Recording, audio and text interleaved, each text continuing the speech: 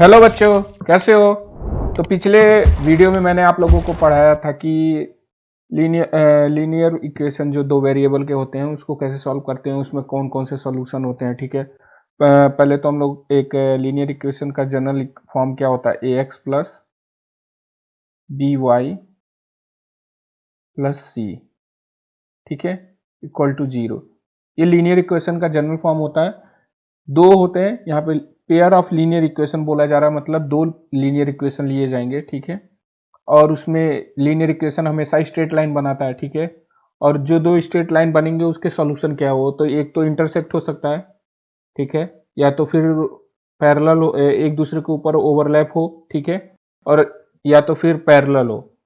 ठीक है, तो क्या क्या कैसा सॉल्यूशन होता है, unique solution, infinite solution, no solution, इन सारी चीज़ों के बारे में पिछले वीडियो में डिस्कस किया गया है। ठीक है, अगर आपको ना समझ में आए तो आप एक बार और वीडियो देख लीजिएगा। उसके आगे अब हम लोग देखते हैं कि algebraic method to solve linear of pair of a linear equation. ठीक है, जो लीनियर इक्वेशन होते हैं, पेयर ऑफ लीनियर इक्वेशन होते हैं, उनको सॉल्व कैसे करते हैं। तो यहाँ पे देखो बेसिकली तीन मेथड है। ठीक है, पहला है सब्स्टिट्यूशन, मीन्स एक लीनियर इक्वेशन में से दूसरे लीनियर इक्वेशन में, ठीक है, सब्स्टिट्यूट किया जाता है। ठीक है, अभी मैं आपको एग्जांपल के थ्रू बताऊंगा तो आपको लोगों को ज्यादा समझ में आएगा। ठीक है, एक एलिमिनेशन मेथड, ठीक है, ग्रॉस मल्टीप्लिकेशन मेथड। ठीक है, ये दोनों तो बेसिकली आप हमेशा यूज करते रहोगे। ठीक है, ये मतलब अब बहुत कम आप ऐसे यूज करोगे, लेकिन अभी आपके एग्जाम में आएगा तो अगर क्वेश्चंस रहेगा, बोर्ड में भी आएगा तो सीधा पूछेगा कि आपको सब्स्टिट्यूशन मेथड से करना है, एलिमिनेशन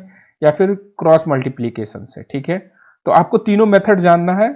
आगे के क्लासेस में या इसके आगे जब पढ़ेंगे तो आप अधिकतर सब्स्टिट्यूशन मेथड और एलिमिनेशन मेथड का ही यूज करेंगे। ठीक है, मैं नहीं कह रहा हूं आपको करना है। ठीक है, आप अपने अपने हिसाब से ही आप यही दो चीजों को यूज करोगे। ठीक है, थोड़ा इजी हो जाता है चीजों को, आप जैसे जैसे प्रैक्टिस करोगे, ठीक है, आपको पता चल जाएगा। ठीक है, देखो अब आपके पास क्या है कि सब्स्टिट्यूशन मेथड पहला हम लोग कर रहे हैं। सब्स्टिट्यूशन मेथड, सब्स्टिट्यूशन मेथड में देखते हैं कैसे किया जाता है। ठीक है, स्टेप वन है express y in a term of x from either equation. ठीक है, अब यहाँ पे देखो एक एग्जांपल लिया हूं मैं। ठीक है, x plus y equal to 17, एक लीनियर इक्वेशन ये हो गया। ठीक है, एक दूसरा ले लेते हैं, एग्जाम्पल जो लिए हैं उसको लिख रहे हैं। ठीक है,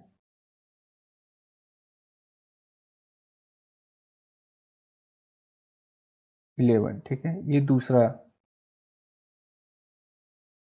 अब यहाँ सब्स्टिट्यूशन मेथड, अब सब्स्टिट्यूशन मतलब होता है कि एक को दूसरे के जगह पे पुट कर देना। ठीक है, अब यहाँ पे हम लोग यहाँ पे देखो लिखा express y in a term of x, means कि आप y इक्वल टू समथिंग कर दो और फिर दूसरे वाले इक्वेशन में y की वैल्यू पुट कर दो।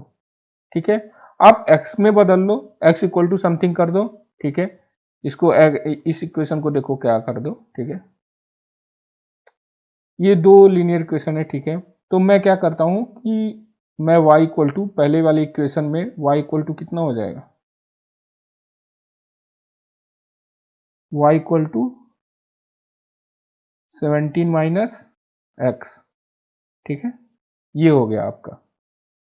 अब ये क्या करेंगे, एक नया ये जो है इसको क्या करेंगे, इक्वेशन टू में पुट कर देंगे। ठीक है, अब इक्वेशन इसको इक्वेशन टू में पुट कर देंगे। ठीक है, अब यहाँ 2x माइनस 3, और y की वैल्यू कितनी हो गई है पहले वाले इक्वेशन से, 17 माइनस एक्स इक्वल टू 11।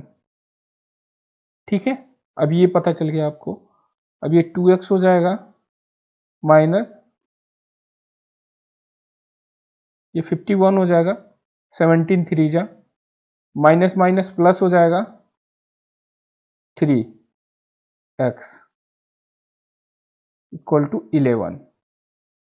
ठीक है, अब plus 2x plus 3x 5x हो जाएगा, माइनस 51 इक्वल टू 11। अब ये 5x हो जाएगा। अब ये 51 को राइट हैंड साइड में भेज देंगे, तो माइनस है तो राइट हैंड साइड जाएगा प्लस। ये सारी चीज़ें आप 7th और 8th में पढ़ चुके हैं। अगर आप ये गलती करेंगे तो फिर बोर्ड में आपको प्रॉब्लम होने वाली है, ठीक है। इन चीज़ों को आप समझो कि क्या हो रहा है। आप 10वीं क्लास की चीज़ों को पढ़ाया जा रहा है, आप बोलो यहाँ 7वीं और 6ठी का पढ़ाने के लिए, तो ये पॉसिबल नहीं है। और आप 10वीं में हो, आपका बोर्ड है, और आप एक्सपेक्ट करो कि मैं अभी 6ठी के चीज़ों को समझूं, तो ये बेटर नहीं है। फिर भी मैं बता रहा हूँ क्या चीज़ें कैसे होंगी, वो सारी चीज़ें मैं बता रहा हूँ, ठीक है। 5x हो गया, ये आपका 2 हो जाएगा, 5 एंड 6 हो जाएगा। x की वैल्यू 62/5। देखो ये सारी चीजें हो गई। आपको हमेशा दिमाग में रखना है कि चीजें गलत ना हो कहीं पे भी। क्वेश्चंस में मैच कर लो, आपने जो जो चीजें लिखी है सही है। y = 17 minus x, okay. 2x minus 3y की value 17 minus x, 51 minus minus plus 3 5 51 2 6, ये हो गया, ठीक है। अब ये x की वैल्यू आ गई। अब इस x की वैल्यू को क्या कर देंगे हम लोग, फर्स्ट इक्वेशन में ले जाके रख देंगे, पुट कर देंगे, y की वैल्यू आ जाएगी, ठीक है। अब ये आप लोगों का है कि आपको y की वैल्यू फाइंड करना है। और y की वैल्यू फाइंड करने के लिए मैं यहाँ लिख दे रहा हूँ, बस आपको कैलकुलेट करना है, ठीक है। x की वैल्यू पता चल गई है 62/5 प्लस y = 17। ये है आपका y फाइंड करना। अब इसको आपको कैलकुलेट करके निकालना है, ठीक है।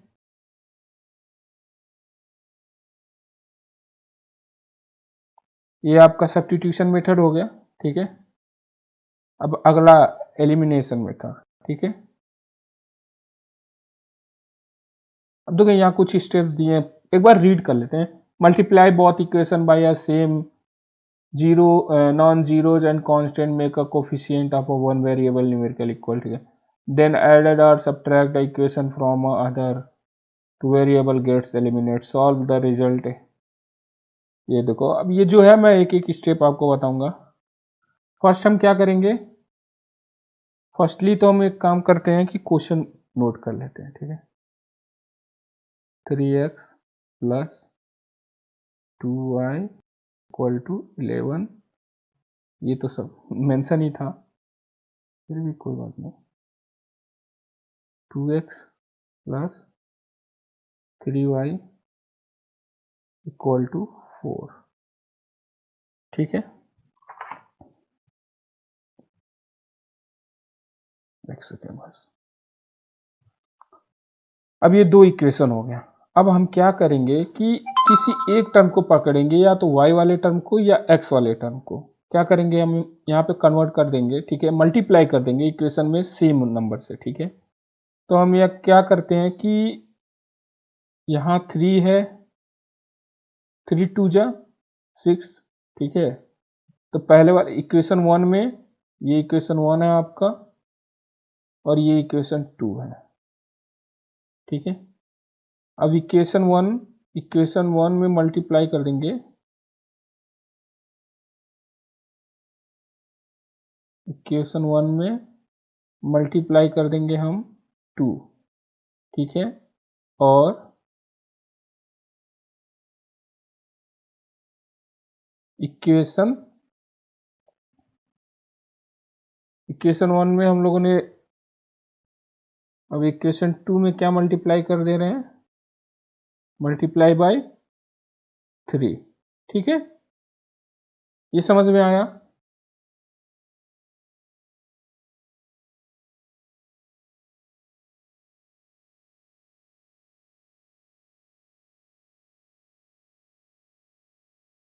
ठीक है। अब जब ये हम लोग करते हैं, ठीक है, पहले क्या करते हैं कि x को एलिमिनेट कर देते हैं, ठीक है। मीन्स कि इसको बराबर कर देते हैं, और माइनस जब करेंगे तो अपने आप क्या हो जाएगा, कट माइनस माइनस 3 में 3 माइनस 3 क्या 0 हो जाएगा, ऐसे कन्वर्ट हो जाएगा। तो ऐसे ही मान लो अगर मैं इसको 3x -3x क्रिएट कर दूं किसी तरह दोनों इक्वेशन में, तो वो 0 हो जाएगा। ठीक है,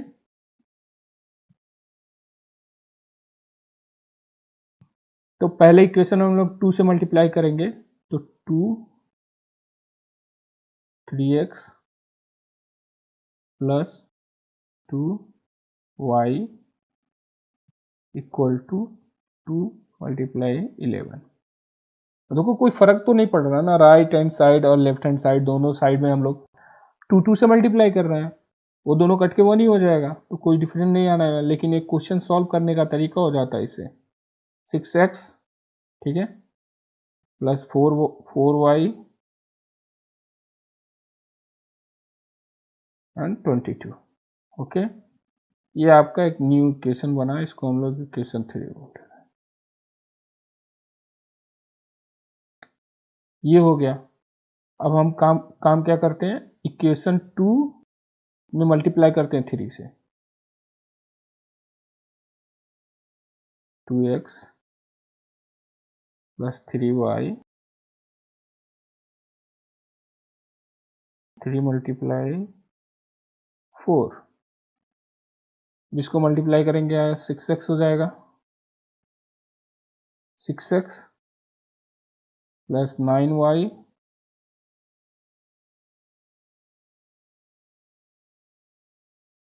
3 4 जा 12। ये आपका एक चौथा इक्वेशन हो गया। ठीक है, ये चीजें हो गई। ठीक है, अब ये हो गया, आपके पास दो इक्वेशन आ गए। अब क्या करते हैं, सब्ट्रैक्ट कर देते हैं। सब्ट्रैक्ट फ्रॉम 3 माइनस 4 कर देते हैं। ठीक है, इक्वेशन 3 माइनस 4।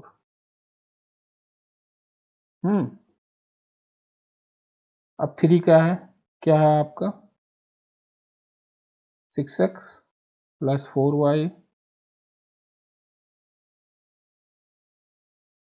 Equal to 22। उसके बाद आपका क्या है 6x plus 9y equal to 12। अब इसको सब्ट्रैक्ट कर देते हैं। ये प्लस की जगह यहाँ माइनस हो जाएगा, यहाँ पे भी माइनस आ जाएगा, यहाँ पे नीचे। ठीक है, अब ये 6x minus 6x 0, minus 9y plus 4y क्या हो जाएगा minus 5y equal to minus ये 10 हो जाएगा। y की वैल्यू कितनी आ जाएगी 10 divided by 5, y equal to -2, y equal to -2। ये y इक्वल टू -2 आ गया। अब आप इक्वेशन 3 में 2 की वैल्यू पुट कर लो, 3 में पुट कर लो, 1 में पुट कर लो, 2 में पुट कर लो, 4 में पुट कर लो, x की वैल्यू आ जाएगी। चलो मैं किसी एक में बताओ, आप पुट कर लेते हैं। चलो इक्वेशन 2 में पुट कर लेते हैं। ये आपका 2x हो जाएगा प्लस 3y है, देखो यहाँ 3 इंटू -2, 3 इंटू -2। देखो माइनस वाले सिंबल को आप ब्रैकेट लगा के लिखा करो, क्योंकि एग्जाम में सबसे ज्यादा गलती माइनस की वजह से होता है। ऐसा नहीं है कि आपको उस टाइम आता नहीं रहेगा, आपको आता रहेगा, लेकिन माइनस की वजह से गलती हो जाता है थोड़ी जल्दी में। ठीक है, ये क्या हो जाएगा -6 plus 4 2x equal to 10 x equal to 5। समझ में आया? हम लोगों ने बेसिकली क्या किया, पहले तो कोई एक दोनों इक्वेशन में हम लोगों ने एक नंबर गेस किया जिसे x या y को बराबर किया जा सके उसके कोफिशिएंट को। ठीक है, हम लोगों ने कोफिशिएंट बराबर किया, फिर सब्ट्रैक्ट किया। जब कोफिशिएंट बराबर हो गया, सब्ट्रैक्ट किया, तो एक वेरिएबल हमारा क्या हो गया एलिमिनेट हो गया। ठीक है, उसके बाद जब एक वेरिएबल एलिमिनेट हो गया तो हमारे पास एक वेरिएबल है y।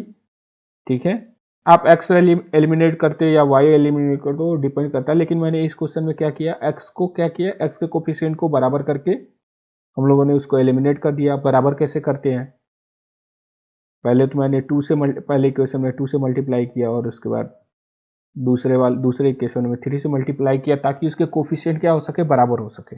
ठीक है, ऐसे करके हम लोगों ने किया, उसके बाद सॉल्व कर दिया, नया इक्वेशन बना, उसको सॉल्व किया, मतलब वाई निकल गया ही बेसिकली। इसके बाद हम लोग आगे बढ़ रहे हैं अब। ठीक है, अब यहाँ देखो क्रॉस मल्टीप्लीकेशन में, ठीक है, कुछ इमेज मैंने लिया ताकि आपको इजीली समझ में आ सके। ठीक है, अब देखो दो लीनियर इक्वेशन हो गया, एक तो ये हो गया, एक ये हो गया।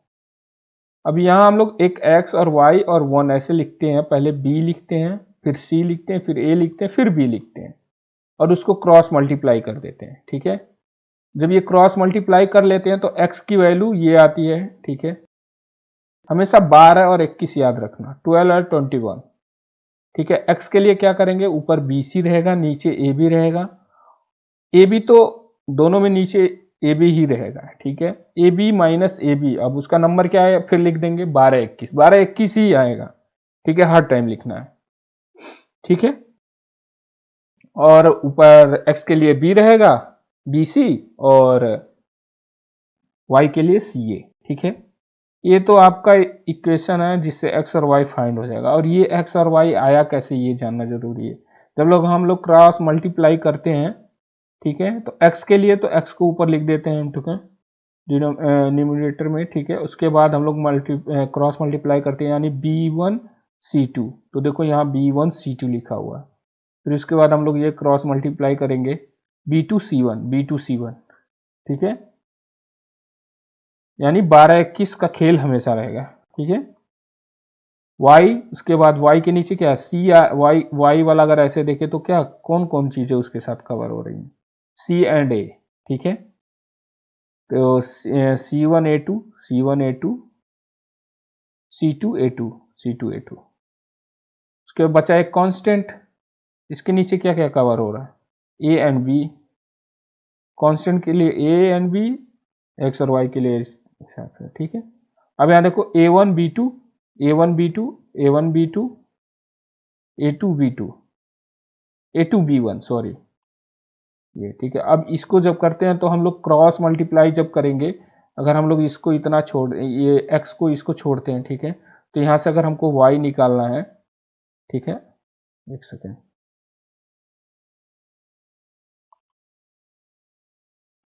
अगर हमको y निकालना है, ठीक है, अगर y निकालना है तो क्या करेंगे, इसको इस साइड में भेज देंगे, क्या हो जाएगा, C1A2 माइनस C2A1, इसके नीचे क्या हो जाएगा फिर, A1B2 minus A2B2 B1, sorry ये आपका y आ गया, इसी तरह x आ जाएगा, x को ऐसे लेंगे, इसको भी इधर ट्रांसफर करेंगे, हो जाएगा। ये एग्जाम्पल दिया हुआ है। अब यहाँ x क्या होगा, फॉर्मूला लिखते हैं, देखो फॉर्मूला ऊपर यहाँ लिखा हुआ है। ठीक है, फॉर्मूला लिख देते हैं B1, चलो फॉर्मूला लिखा हुआ है उसको लिखते नहीं है। ठीक है, फॉर्मूला यही यूज करते हैं, मैं स्लाइड ऊपर नहीं करूंगा। यहाँ V1 की वैल्यू कितनी है, पहले तो लिख लेते हैं A1 B1 की वैल्यू कितनी होगी, इसको हटाओ, पहले फर्स्टली लिखेंगे A1 कितना होगा 2, ये रहा, B1 equal to 3 and C1 equal to -46। पता है ना लीनियर इक्वेशन किस फॉर्म में लिखा जाता है, ऐसे नहीं होता, इक्वल टू 0 होता है, तो 46 को दूसरी साइड भेजेंगे तो -46 हो जाएगा। A2 3, B2 हो जाएगा आपका 5, C2 हो जाएगा आपका 74।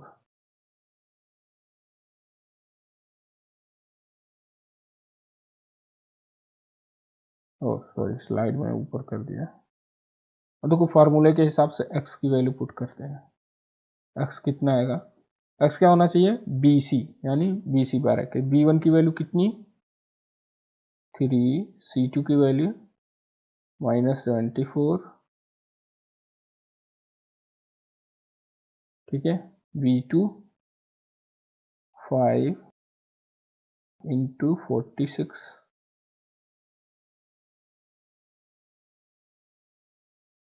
Upon B1 A1 B2 2 × 5 minus 3 × 3 और ये y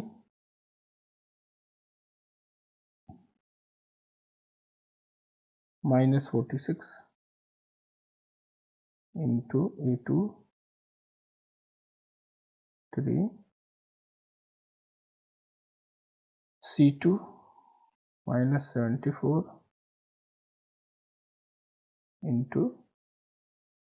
A1 is 2 और नीचे सेम वही रहेगा, यही वाला, ठीक है। तो इसको हम लोग पुट कर देते हैं 2 × 5 3 × 3। अब इसको सॉल्व करेंगे, आंसर आ जाएगा। देखो आप कितना कंप्लीट ये थोड़ा सा ये है ना कि कैलकुलेशन मिस्टेक होता है, इसमें ज़्यादा हो जाता है, ठीक है। क्योंकि देखो इसमें B1 B2 निकालना, फिर उसको रखना कहीं माइनस वाइनस में चले, सबसे बेस्ट है एलिमिनेशन मेथड।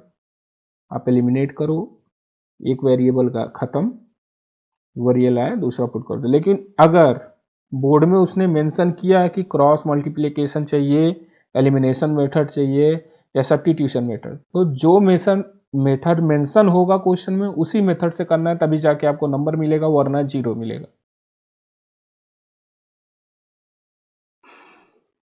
अब देखो कुछ क्वेश्चंस ऐसे भी होते हैं, in case the equation which is not a linear. अब ये एक लीनियर इक्वेशन तो नहीं लग रहा है, ठीक है। तो हम लोग क्या करते हैं इस ऐसे क्वेश्चन पे, तो पहले तो इनको हम लीनियर इक्वेशन में बदलते हैं, ठीक है। तो हम लोग 1/x को देखो यहाँ हम लोग 1/x को p ले लेते हैं, 1/y को q ले लेते हैं, ठीक है। दूसरे वेरिएबल में चेंज कर लेते हैं। तो देखो कुछ इस इक्वेशन ऐसे बन जाता है, इक्वेशन कुछ ऐसे बन जाएगा, ठीक है। यहाँ पे हम लोग p की वैल्यू पुट करेंगे, 1/x की p यानी 2p + 3q = 13, 5p - 4q = -2, ये हो जाएगा। ये अब इक्वेशन बना। अब इसके आगे अब ये एक दो इक्वेशन बन गए नए, जो p वेरिएबल, जिसमें वेरिएबल यूज हुआ है p एंड q। उसके बाद हमको पता है कि p और q की वैल्यू क्या है।